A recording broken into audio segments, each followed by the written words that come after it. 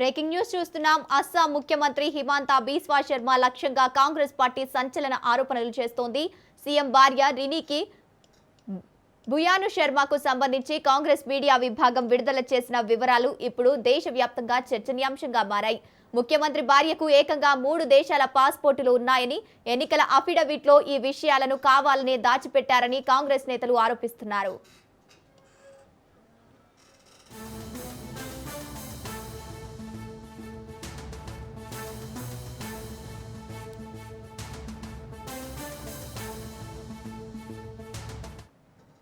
అంతేకాకుండా దుబాయ్లో ఆమెకు 2 భారీ ఆస్తులు ఉన్నాయని, షెల్ కంపెనీల ద్వారా నిధుల మళ్లింపు జరిగిందని కాంగ్రెస్ ఆధారాలను బయటపెట్టింది. దీనిపై తక్షణమే కేంద్ర ఎన్నికల సంఘానికి ఫిర్యాదు చేయాలని డిమాండ్ చేస్తోంది. అయితే ఈ ఆరోపణలను ముఖ్యమంత్రి హిమాంతా బిస్వా శర్మ తీవ్రంగా ఖండించారు. ఇవన్నీ దురుద్దేశపూర్వకమైనవని ఆరోపణలు, కాంగ్రెస్ నేతలు ఫేక్ డాక్యుమెంట్లను సృష్టించారని ఆయన మండిపడ్డారు.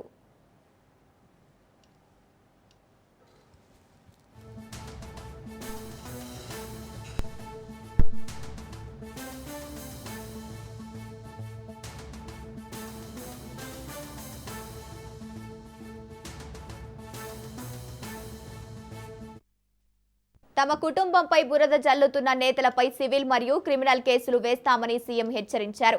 అస్సాం అభివృద్ధిని చూసి ఓర్వలేకనే కాంగ్రెస్ ఇలాంటి చిల్లర రాజకీయాలకు పాల్పడుతోందని ఆయన విమర్శించారు.